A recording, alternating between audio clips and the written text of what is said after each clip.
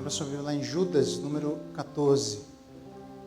Judas, de número 14.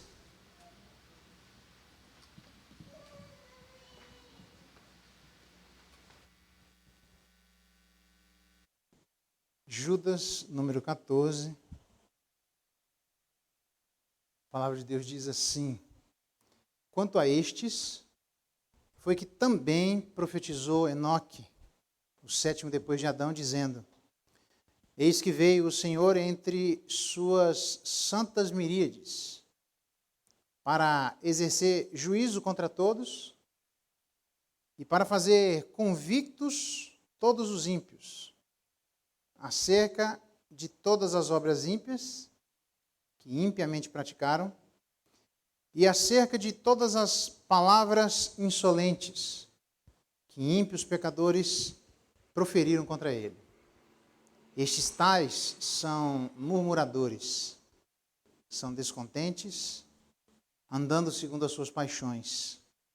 A sua boca vive propalando grandes arrogâncias, são aduladores dos outros por motivos interesseiros. Até aqui a leitura da palavra de Deus. Louvado seja Deus pela sua palavra. Vamos orar mais uma vez? Pai, em nome de Jesus, como é bom estarmos diante da tua palavra, pedimos que o teu Espírito faça com que o objetivo dela seja cumprido na vida de todos nós. Ilumina, que o Senhor seja um verdadeiro farol e que ela possa demonstrar o caminho claro a andarmos diante de Ti. A nossa oração e clamor nessa noite em nome de Jesus. Amém. Muito bem. Características do juízo final, negócio meio apocalíptico, assim, né? Judas agora vai para esse viés. É uma palavra simples hoje, mas que certamente a gente já viu quem são estes, os quais Judas está mencionando. Estes aí são aqueles que andaram no caminho de Enoque, no caminho de Caim, onde não havia perdão, no caminho de Caim, onde alguma coisa começou ruim, terminou pior, no caminho de Caim, que era uma pessoa onde não prestou atenção nas coisas que precisavam de tratamento no seu coração. Também vimos que estes aqui são aqueles que naquela referência biográfica faz menção de Balaão e Coré. E Balaão foi ganancioso, querendo dinheiro, e a jumenta de Balaão falando com o jumento Balaão. Eu não sei quem que era o jumento na história, né? Porque Balaão estava completamente fora. E aí é um grande problema quando passa-se a noite. Balaão claramente disse: olha, eu não quero esse dinheiro. Deus disse: não vá com esse povo. O povo de Israel é um povo abençoado, acabou e está resolvido. E Balaão deu essa palavra, foi dormir. O problema é que a Bíblia diz que no dia seguinte, né?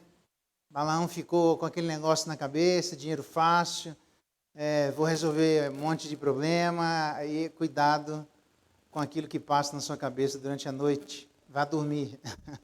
Não fique pensando, durante a noite. Balaão não fez uma boa reflexão durante a noite. E a revolta de Coré, que são os camaradas que notadamente eram contra a liderança da época. Deus fez a terra abrir, engolir todo mundo, e eles incitavam, na verdade, o povo àquele tipo de postura. Como se não bastasse essa menção biográfica de 3 exemplos no passado, que são semelhantes a estes caras, ele começa a descrever à luz de circunstâncias geográficas de elementos da natureza. Nós vimos lá as rochas submersas ou recifes escondidos, quer dizer, gente perigosa, gente que parece uma coisa bonita, mas não é. Gente que, se você andar só um pouquinho, você já vai perceber que você vai se machucar se andar com pessoas assim. Eles também eram como nuvens sem água, prometiam coisas das quais eles mesmos não podiam cumprir, porque eles não tinham água nem para eles mesmos. Nuvem sem água, literalmente, é você servir como as nuvens sempre serviram aos agricultores na época de inspiração, porque as águas vinham e eles literalmente levantavam essa esperança no coração das pessoas, só que quando você chega perto você vai se decepcionar Quantos de nós já não aconteceu isso? De pessoas que, por alguma razão, geraram dentro do nosso coração expectativas que, quando você foi andar, elas não foram cumpridas. Como se não bastasse, ele fala que eles também eram como árvores em plena estação dos frutos, né? E a gente viu lá Jesus Cristo amaldiçoando aquela figueira, porque a despeito de não ser época de frutos naquele momento, mas a figueira parecia que tinha frutos. Então, não é nem para parecer, se não tem, é para parecer que não tem. E ali certamente é uma demonstração de que a figueira era o povo de Israel, nunca mais ela produziu fruto, porque a figueira deveria produzir fruto a tempo e a fora de tempo.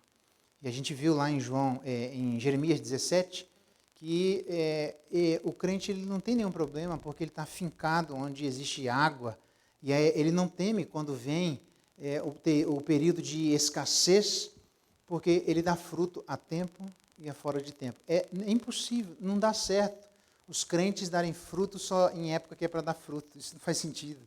A gente precisa das pessoas, exatamente diz a Bíblia que se no dia da angústia, se te mostras fraco, a tua força é pequena. A gente precisa dos líderes quando não tem líder. A gente precisa de fruto quando não tem comida. A gente precisa de expectativa quando ela já se secou ao nosso redor. É aí que os crentes a fora de tempo precisam aparecer. Mas eles não eram assim. Mas também eram como ondas bravas do mar. A gente viu, né? Tudo que você joga na onda, ela traz de volta. Não tem jeito. A onda, além de ser brava, demonstrando absoluto descontrole e poder de destruição, era uma onda suja, porque espumavam as suas próprias sujidades. Você não entra no mar bravo e pior ainda no mar bravo e sujo. Isso não faz o menor sentido. Então, são tipos de pessoas os quais Judas diz que se você andar, você vai se prejudicar do mesmo jeito que a onda prejudica e você vai se sujar do mesmo jeito que alguém às vezes anda no mar, entra no mar, sai e fica aí com micose durante tempo, dando trabalho para os dermatologistas e não sai, porque aquilo ali, a praia, era imprópria para banho. Tem pessoas que são impróprias para as relações. São pessoas que são impróprias para a proximidade. Pessoas que são impróprias para qualquer tipo de intimidade, porque a gente vai se sujar. Veja que depois ele vai dizer uma outra coisa lá no final de Judas, a gente vai chegar lá no final e vai entender, tá? Mas, a princípio, não é para se meter com pessoas assim. E também estrelas errantes. Estrelas, a gente percebeu que literalmente ela serve como um verdadeiro luzeiro em época da noite. Quando as estrelas saem, quando você não tem nada para se guiar, você se guia pelas estrelas. Se tiver estrela, você vai embora. Se não tiver estrela, você está perdido. Então, elas são verdadeiros guias.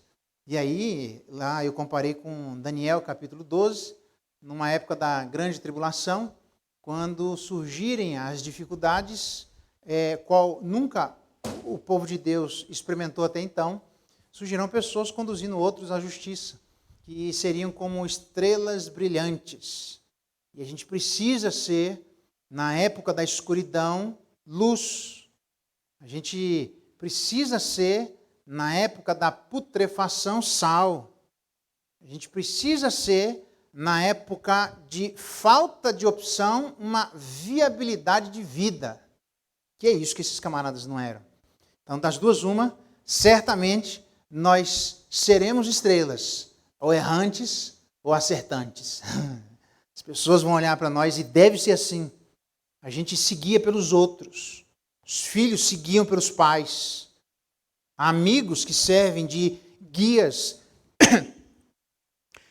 para a nossa história. Eita, peraí só um pouquinho. Só porque eu estou empolgado aqui.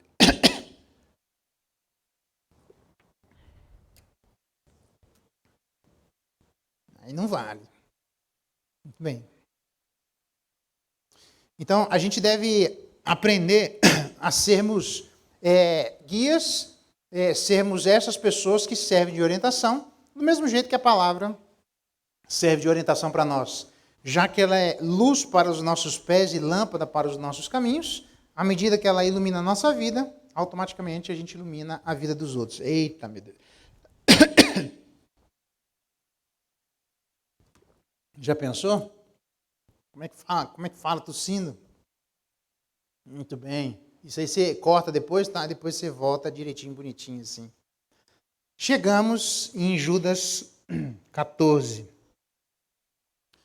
E são estes que também profetizou gente dessa natureza. Primeira coisa que precisa ficar claro é que são gente anunciada desde o princípio. Não é uma novidade para Deus lidar com pessoas assim. Talvez a gente comece a andar e a viver experiências na nossa história que por alguma razão e aquilo pese profundamente na nossa vida, porque talvez a gente ache que isso seja uma novidade para Deus. Uma decepção ou circunstâncias hostis do nosso momento, que nem Deus, na sua sabedoria, pensou que a gente pudesse viver. Talvez a gente até fale isso. É coisa que até Deus duvida. Vive circunstâncias que, se colocar diante de Deus, ele se escandaliza. Lá desde o começo, nós estamos aqui, sétimo, é mencionado Adão, irmão. Adão e Eva. Quer dizer, Eva não é mencionado, mas você tem Adão, tem Eva na história aqui. Então, nós estamos falando do início de todas as coisas. Do início da humanidade. Então, há uma profecia mencionada por Judas que, desde o início da humanidade, pessoas que ele chama de quanto a estes, se levantariam trazendo dificuldades para o povo de Israel, trazendo precauções e cautelas no meio do povo de Israel, trazendo circunstâncias que mereceriam, no mínimo, a nossa atenção. Isso já não é de hoje. Isso não é uma exclusividade da modernidade, da pós-modernidade, ou qualquer outro tempo de idade que você queira colocar no final. Não interessa. Isso sempre teve assim. Deus já está dizendo. Então, desde o início da queda, pessoas se levantariam dessa forma no meio do povo de Israel, dos quais ele mencionou naquela relação biográfica, ou ele mencionou naquela relação de elementos da natureza, dizendo que tanto os exemplos históricos de pessoas quanto os exemplos da natureza são demonstrações para cada um de nós de cuidados que nós deveríamos ter ao nos aproximarmos de pessoas assim, porque os prejuízos podem ser enormes. Então, o povo de Deus ele não pode ser ingênuo. Paulo fala que depois da minha partida, eu sei que surgiriam no meio de vocês e penetrariam no meio de vocês lobos vorazes, falando coisas pervertidas para vos arrastar, Atos 20, 28 em diante, o qual o próprio Deus comprou com seu preço, falando coisas para aquele discípulo, para atrapalhar nossa relação de comunhão com Deus. Então, isso sempre esteve no meio da igreja. Isso não é uma visão pessimista da igreja, mas é uma visão de que todas as menções que são feitas de textos apocalípticos, falando quem são as pessoas que se encontrariam diante de Deus no último dia, a não ser que seja de maneira absolutamente evidente, é de responsabilidade da liderança da igreja, do mesmo jeito que botou para entrar, botar para sair. Fora disso, a Bíblia diz que é só Deus quem faz esse tipo de separação. Parábola do joio e do trigo, demonstrando que eles cresceriam juntos. Parábola das bodas, o rei chegando e dizendo, quem é você que não está com as vestes que eu arrumei? Apocalipse, cadê as vestes que eu disponibilizei para os convidados? Não estou com ela, então porta da rua, serventia da casa. E há N passagens onde só o rei faz isso. O que significa que a gente tem que andar nos preocupando com os nossos próprios corações, andar nos preocupando com os ímpios lá fora, mas andar se preocupando quanto a estes que estão bem próximos de nós.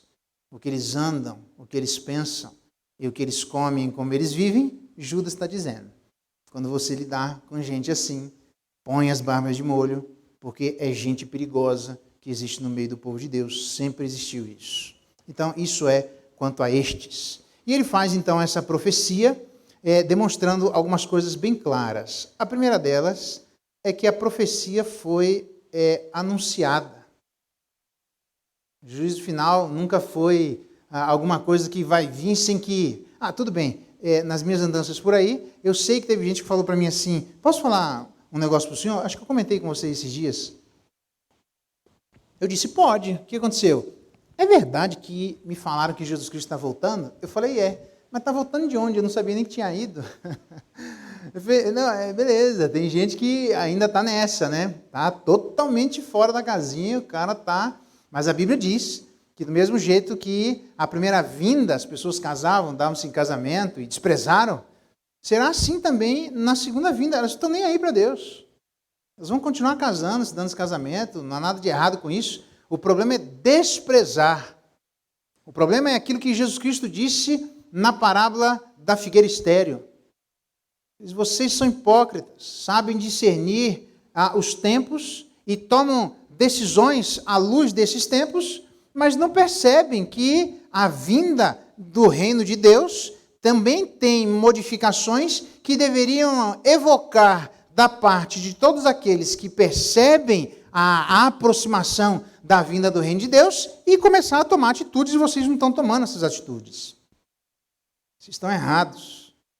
Vocês deveriam ter, povo de Israel, acautelai-vos para que aquele dia não vos pegue sobrecarregado com as consequências da orgia, da bebedeira e, literalmente, com as consequências das preocupações desse mundo, do qual o próprio Paulo vai dizer que eram pessoas que ele fala até triste, chorando, porque agora se tornaram inimigas da cruz de Cristo, porque se preocupam exclusivamente com as coisas terrenas. Irmão, você ainda não entendeu? Pessoal, eu sei que a gente tem que tomar todos os cuidados da face da terra sanitário, agora na Covid e depois da Covid, e quando passar.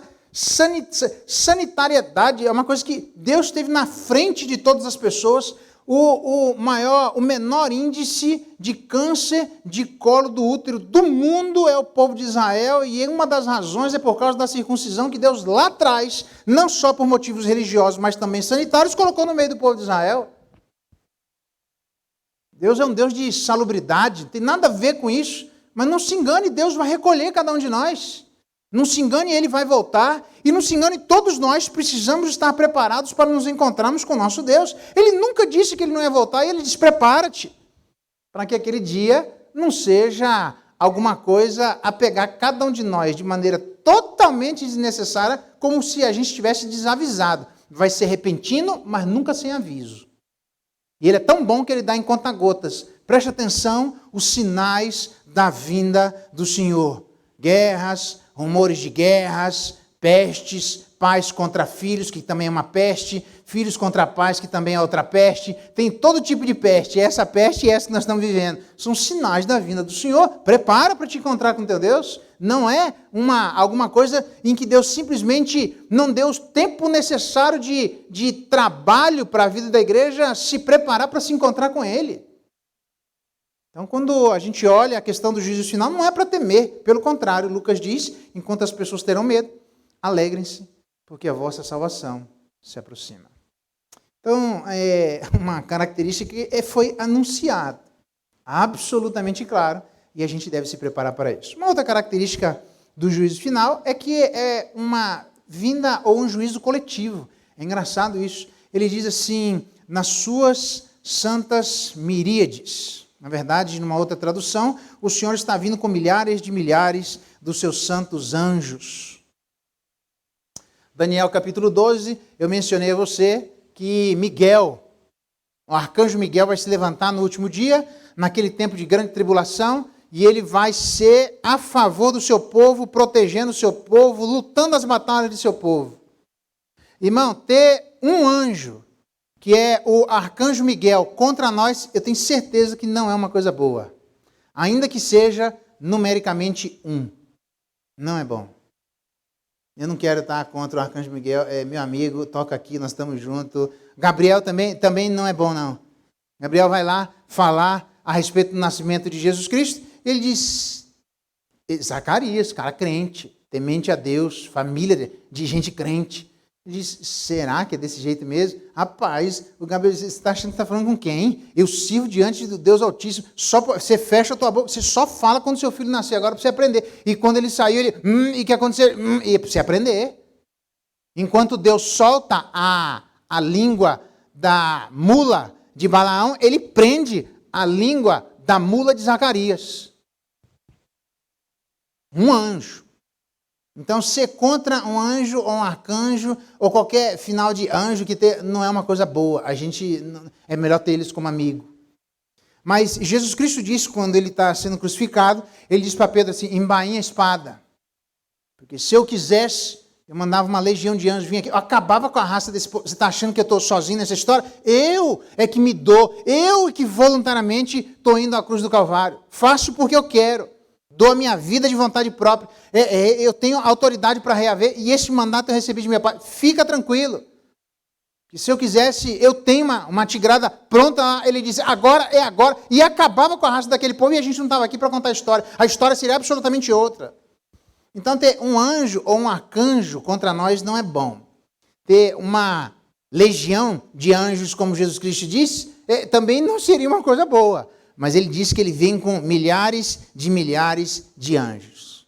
As suas santas miríades. Ele vem literalmente com a patrola inteira. Ele não vem sozinho, irmãos.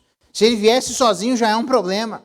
Se ele viesse com um anjo também já é um problema. Se ele viesse com uma legião é pior ainda, mas se ele vem com todo mundo, isso significa que é uma demonstração para aqueles camaradas e é uma demonstração para a igreja de Jesus Cristo, põe as barbas de molho, que quando Jesus Cristo voltar, ele não é mais aquele da manjedoura.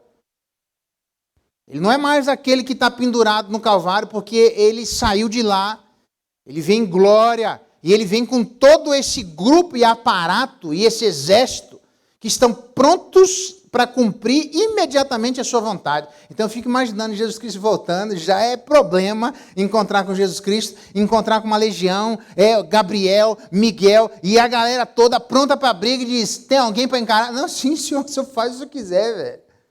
Nem nada. Só isso, este desfile, literalmente essa visão antecipada do que acontecerá no juízo final, seria uma demonstração mais do que suficiente para que a igreja de Jesus Cristo, reunida na época de Judas, escolhesse viver uma vida piedosa. Quem? Jesus? Não, você está doido. Ele vem aí, fica tranquilo. Vou falar contra ele? Não. Ele vem com mais gente aí. Não, que Jesus. E aí os camaradas, ele vai dizer quais são os problemas aqui, e esses camaradas são arrogância pura, irmão. Não, cai fora disso, viva humilde, baixa a bola, anda quietinho no meio do povo de Deus, buscando domínio próprio, controlar a sua própria história, porque essa visão, eu estou tentando lembrar um nome mais gloriosa da vinda de Jesus Cristo de maneira oficial, com todos os exércitos celestiais de milhares de anjos, é uma demonstração que a igreja deveria andar murcha, quieta, confiante de que esse dia foi anunciado. Ele não será um dia que deveria pegar nenhum de nós de surpresa, nenhum de nós. É muito interessante, porque Deus, sempre quando Ele vem, Ele nunca vem sem aviso prévio. Ele diz para o rei, prepara-te, porque Deus vai te levar.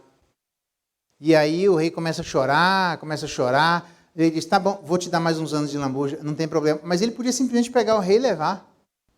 Ele pega, quando a arrogância é tão grande, mesmo a despeito de tamanhas evidências e avisos, como foi o rei Herodes, que se encontrava no Novo Testamento, vestido de trajes reais. Então pensa a pompa que existia. E diz a Bíblia que o povo dizia, a voz dele era a voz de um Deus. Na hora, Deus manda um verme e come o cara. Deus aqui, sou quem manda aqui nesse negócio, sou eu. Baixa a bola.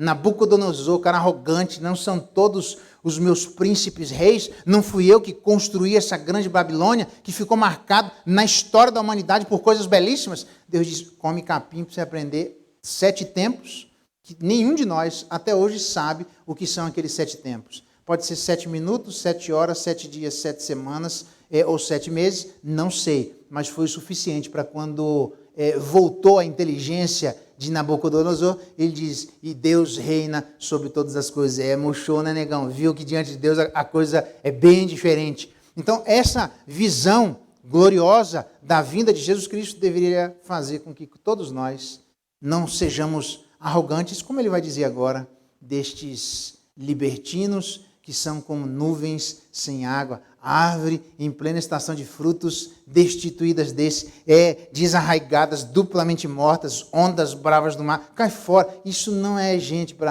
não é postura do povo de Israel. A vinda de Jesus Cristo é uma vinda anunciada, é uma vinda coletiva, mas é uma vinda objetiva. Objetiva em relação à amplitude do juízo, diz o verso 15, para exercer juízo contra todo mundo, para fazer convicto todo mundo acerca de tudo que todo mundo fez e falou. Então, é certo que a gente não vai convencer todo mundo agora, mas é certo que, de alguma forma, Deus vai convencer todo mundo em algum momento.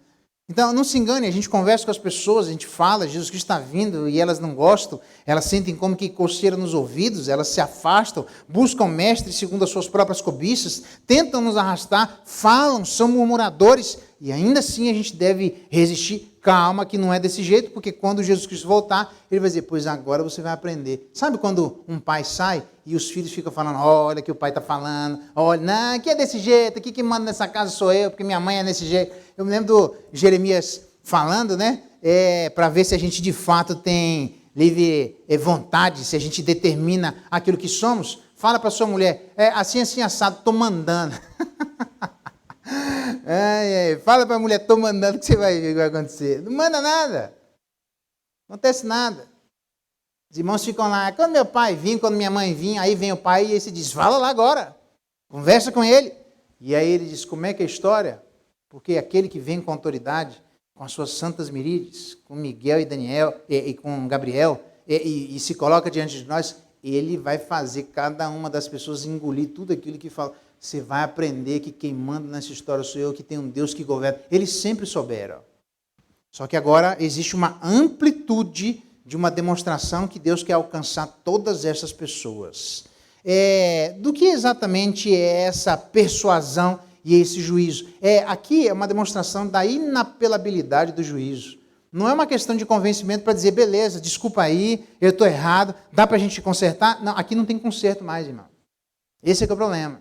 Aqui não tem. A hora do conserto se chama hoje. E a Bíblia, desde o Salmo 96 e desde o Antigo Testamento, ela repete essa expressão. Hoje, se ouvirdes a voz do Senhor teu Deus, não endureça o vosso coração, como os nossos irmãos do passado fizeram, porque todas as coisas do Antigo Testamento foram escritas, para o nosso ensino foi escrito, para que a gente tenha subsídios históricos relevantes o suficiente para gerar uma persuasão num tempo em que essa persuasão tem algum significado para nos conduzir para uma vida. Porque aqui a convicção é única e exclusivamente para a morte. Você pode até estar convicto no último dia de que Deus é Deus. Pois é, mas isso não vai mudar agora a realidade do que esse Deus vai fazer.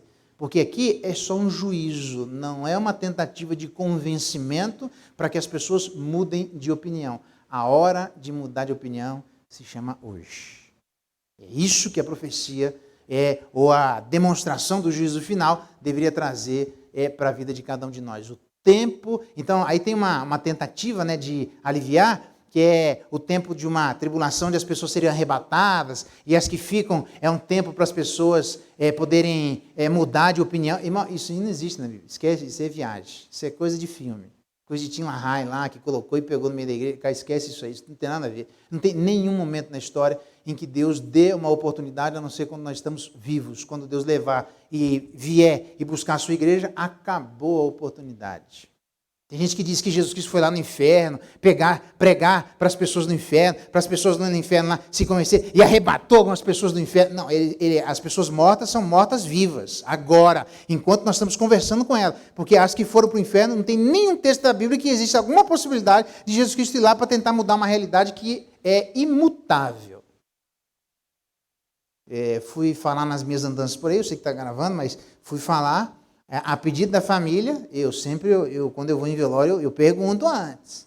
Estava lá aí, comecei a falar, o senhor pode parar de falar aí que não quero ouvir nada disso.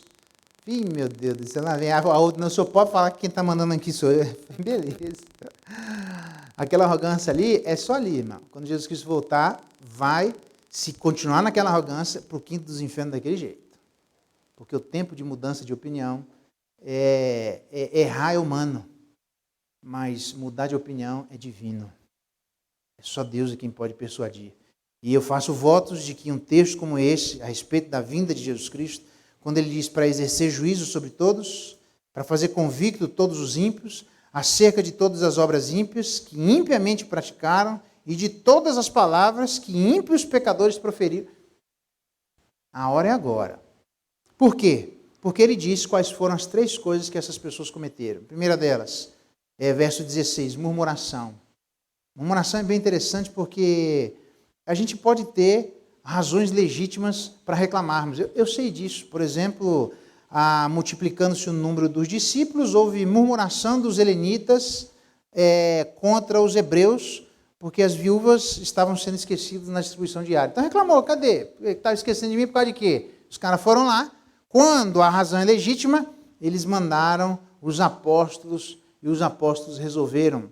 Entretanto, quando a reclamação é ilegítima, por exemplo, ele diz assim, lembramos-nos, em Números, dos peixes que no Egito comíamos de graça. Olha a reclamação, presta atenção. Lembramos-nos dos peixes que no Egito comíamos de graça. Irmão, que raio de argumentação é essa de comer de graça? Você era escravo, irmão. Não tem de graça, você estava pagando aquilo ali.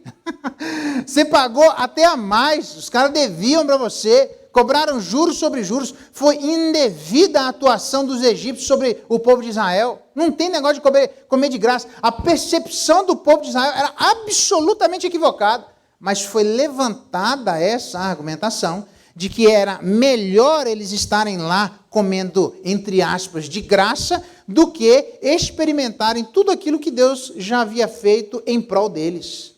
Tirado de lá, conduzido para uma nova terra, alimentando durante o caminho, livrando de todos os inimigos, com uma perspectiva de verdadeira liberdade o resto da vida. Tudo isso simplesmente foi absolutamente ignorado. Não levantaram uma arma sequer, não tem nenhuma guerra na história onde as pessoas que precisam buscar a sua libertação não precisam pegar alguém não tem que morrer nessa história. Eles não levantaram absolutamente nada. E ainda assim receberam espólios, que diz a Bíblia, que depois que Deus matou os primogênitos, os egípcios empurravam os camaradas, dizendo, toma aqui, toma comida, toma dinheiro, e some na minha frente aqui, e eles sem levantarem absolutamente nada. Eles foram totalmente ingratos em relação ao que Deus estava fazendo. A reclamação era injusta. Quando a reclamação é injusta, diz a Bíblia assim, nem murmureis, 1 Coríntios, lá no Novo Testamento, como alguns murmuraram e foram destruídos pelo exterminador. Então, quando a reclamação é legítima, Deus manda os apóstolos. Quando a reclamação é ilegítima, Deus manda o exterminador. Tem nada a ver com dízimo, hein? Tem gente que acha que o exterminador, você deu o dízimo, Deus libera o exterminador. Fecha a boca que Deus libera do exterminador. Larga a mão de ser ingrato em relação a tudo aquilo que Deus está fazendo no meio do seu povo, as bênçãos já cometidas, aquilo que o salmista, eu não quero esquecer de nenhuma das bênçãos recebidas da tua parte, isso, para que a gente não comece a reclamar e esquecer tudo aquilo que Deus já fez, continua fazendo e deixa aberto dizendo que ainda vai fazer na nossa vida. Pois Hebreus diz que Jesus Cristo, o ressuscitado, continua a interceder todos os dias pela nossa vida. E se a gente sabe que todas as orações de Jesus Cristo são ouvidas de maneira positiva pelo Pai, e todas as suas orações são atendidas, e todos os dias Ele intercede por nós, e a gente ainda não recebeu aquilo que a gente acha que a gente deveria ter recebido, você já parou para pensar que, de repente, Jesus Cristo está pensando de maneira diferente do jeito que nós estamos pensando? E que a gente deveria ter um coração mais manso. Porque se o Pai aceita as orações dele e ele não nos deu, ou ele não pediu, ou ele está pedindo uma coisa diferente daquilo que nós estamos pedindo. Então, os camaradas aqui estavam murmurando, eram descontentes, diz uma outra versão, queixosos da sua sorte. E Deus, por conta disso, diz, olha, isso está errado, vocês são... Olha o que ele diz aqui no verso 15. Todas as palavras insolentes. Gente que é arrogante com as suas palavras. Gente que tenta se prevalecer sobre os outros com as suas palavras. Gente que se supervaloriza e acaba cometendo um erro, dando um valor para si a mais que nós não temos. Por isso, a Bíblia diz em Romanos, quando o Espírito de Deus baixa, abençoa, derrama graça, nós somos inundados pela coisa celestial, ele diz... A gente deve pensar sobre nós mesmos com moderação. para que a gente não acabe sendo murmuradores. Porque uma das razões para Deus não mandar os apóstolos, mas mandar o exterminador, é porque estão falando demais. Deus está dizendo, deixa que eu sei como é que eu vou cuidar de vocês, eu estou dando tudo aquilo que vocês têm necessidade, fica tranquilo. O próprio Jesus Cristo falou isso, fica tranquilo. Vocês têm mais valor do que um monte de outras coisas. Eu estou dando o que vocês precisam, fique tranquilo. Então, murmuração foi um problema. Segunda coisa, paixão, gente descontente andando segundo as suas paixões. Então, é um problema porque tem gente que acha que a única possibilidade de se conduzir diante da vida é, literalmente, se todas as coisas à sua volta puderem ser encaixadas, desde que você tenha a liberdade para viver os seus desejos do jeito que você acha que deve viver. Nenhum de nós tem essa liberdade para viver nada. Não é as paixões, é nada. Me lembro de um camarada disse para a filha dele, você pode ficar até ali. E é engraçado que a filha dele, ele foi bem no risco assim, que era da mármore, e falou, era bem pequenininha, pai, e ela ficou na risca dizendo, é até aqui que eu posso ir, é até ali. E ele ficou lá na barbearia fazendo o cabelo e a barba, e enquanto ele estava lá, ela ficou o tempo inteiro na risca. Porque assim somos nós, a gente só sabe viver na linha. E na linha pronto para, na primeiro sinal de o camarada olhar para o outro lado, você vaza, porque você está doido para poder sair da linha. Então é gente assim, gente que acha que tem o direito de viver as suas sensações. Nós vimos hoje de manhã com a questão do corpo, que a gente tem que aprender a glorificar a Deus através do bom uso desse instrumento do nosso corpo. Então, a gente não tem direito de falar o que quiser, a gente não tem direito de sentir o que quiser, e nem a gente tem direito de ser aproveitador. Olha só, a sua boca vive propalando grandes arrogâncias, são aduladores dos outros por motivos interesseiros. Tem gente que se aproxima com um viés única e exclusivamente utilitário. O que é que significa isso? A minha relação com você só se mantém se eu tiver vantagem sobre você. E as vantagens se manifestam através de palavras de gente que acaba sendo puxa-saco, gente que acaba tentando angariar outras pessoas para andarem com ele. Não é bom andar com gente assim. Não é bom, literalmente, sermos dois pesos e duas medidas. Deus é tanto contra um contra outro. Diz a palavra assim, dois pesos e duas medidas. Uns e outros são abomináveis ao Senhor, ou se você quiser, dois pesos são coisa abominável do Senhor e balança enganosa não é boa. Deus não se agrada de pessoas que tentam ser literalmente aduladoras dos outros. Pessoas que falam em verdades porque elas têm interesses, como ele mesmo disse anteriormente, são pessoas que são pastoras de si mesmas. Então deixa eu me perguntar, você consegue se relacionar com alguém, ainda que essa pessoa não tenha nada para lhe oferecer? Porque se a nossa relação com os outros for única e exclusivamente... Eu sei que a nossa relação tem coisa para oferecer, eu sei disso. Mas a gente não pode fiar as nossas relações nisso, porque o dia em que a gente começar a diminuir a nossa potencialidade de oferecer serviços aos outros, a gente vai perdendo o nosso valor. E as pessoas vão dizendo, eu vou me relacionar com fulano. Para quê? Pode olhar, quem que gosta de visitar asilo? Quem gosta de visitar doente? Para quê? O cara não tem nada para me oferecer. Só eu vou lá, ouço uma oração, a pessoa está no fim da vida, já não tem mais nada que eu possa aprender com ela, larga para lá para morrer. Se puder fazer eutanásia, melhor ainda. Por quê? Porque o valor para muitas dessas pessoas está na sua capacidade de produção. Marido e mulher, lembra sempre disso, irmãos. Nosso valor não consiste na capacidade daquilo que podemos produzir. Porque se eventualmente na nossa relação de marido e mulher acontecer alguma coisa que a gente fique vegetando, a gente é casado. Diferentemente, eu não lembro o nome daquele ator que tomou um tiro na cara, na cabeça, assim, sobreviveu. Como é que era o nome dele? Gerson Brenner. Acho que é esse. Lembra disso? Ladrão, vocês conhecem aí. Gerson Brenner foi um cara famoso. Até foi assaltado lá, acho que ele reagiu, não sei se não reagiu, tomou um tiro na fuça. Primeiro, mas não deu nem um mês. Agarra o cara. Para que eu vou me relacionar com ele? Não pode me oferecer mais nada. E aí tem gente que acha que que quanto mais a gente galga lugares na sociedade onde a gente pode produzir, maior está o nosso valor. Lê do engano, porque não tem nada que a gente possa produzir que ofereça a Deus alguma coisa que Ele já não tenha. Nós somos uma empresa falida para Deus. A gente só dá gasto para Deus. E ainda assim, Deus investe, dá vida, prepara lugar, ora todo dia, vem para a gente morar com Ele, porque este é o princípio do relacionamento. Tem que ser muito além de uma relação utilitária. É por isso que a relação utilitária é condenada na Bíblia. Porque Deus não tem uma relação utilitária para nós, nem poderia ter. Porque não tem nada fora de Deus que acrescente alguma coisa que Deus, dentro dele, já não tenha com Ele mesmo, de sobra e abundantemente. Então, nós vimos na nossa relação, e eu espero que essa nossa relação com Deus se reflita na nossa relação com os irmãos. Tenham eles alguma coisa para oferecer, uma bênção. Se tiver, melhor ainda, uma bênção, graça de Deus, que Deus está dando a eles e eles estão distribuindo ao povo. É para ser assim.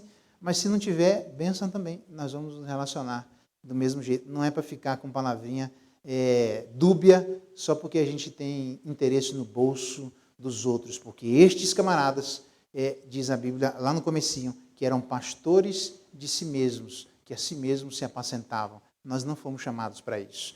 Então, o juízo final é um juízo anunciado, coletivo e objetivo. Objetivo no alcance na abrangência do juízo e objetivo na sua persuasão de que as pessoas não deveriam murmurar, que as pessoas não deveriam ser apaixonadas de maneira descontrolada, nem aduladoras. Então, o que a gente faz com a nossa boca? Em vez de murmurar, agradecer. Com as nossas paixões, em vez de descontrolar, viver como nós vimos hoje, de maneira abençoadora, mas controlada. As nossas relações, em vez de adular, sermos verdadeiros. Jesus Cristo foi assim. Alguém que sempre agradeceu ao Senhor por todas as coisas.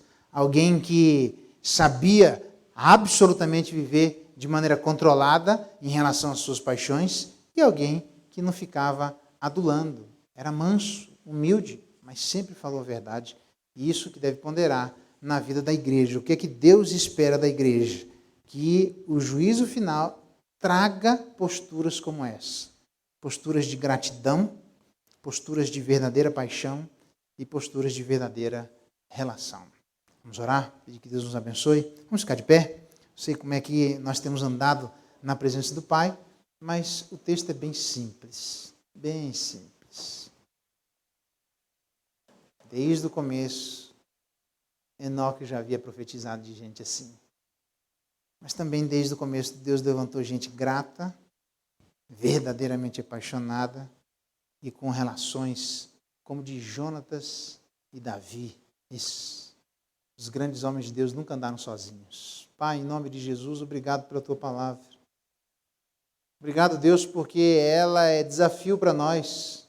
O Senhor está vindo. O Senhor está dando tantos sinais. Essas coisas não devem pegar nenhum de nós de maneira surpreendente, de maneira que o Senhor já não tenha dado tempo para que tenhamos tomado as atitudes necessárias para nos apresentarmos diante do nosso Pai. Ajuda-nos como igreja a sermos gratos, agradecidos, não sermos murmuradores. Ajuda-nos como igreja, Deus, a sermos apaixonados, vivermos a vida, mas de maneira controlada, sabendo que os nossos desejos não podem ser a medida última de todas as coisas. Dá graça, Pai, para que as nossas relações não sejam permeadas por adulação, sejam permeadas pela verdade, ainda que de maneira mansa, suave, mas sempre pela verdade. Dá graça para que essa profecia, Deus, do juízo final, trazia e evocava estas ações da igreja. E também traz e evoca estas ações hoje. Para todos aqueles aqui presentes e aqueles que estão nos ouvindo pela internet, que o Teu Espírito nos ajude a vivermos de maneira corretamente apaixonada, de relações corretamente verdadeiras, mas também de pessoas agradecidas, sabendo que ainda temos muito para viver, mas jamais devemos nos esquecer de tudo que o Senhor já fez e continua fazendo na nossa vida. Se conosco para que seja essa a nossa igreja, agradecida, apaixonada e verdadeira. É a nossa oração, Pai, agradecidos em nome de Jesus.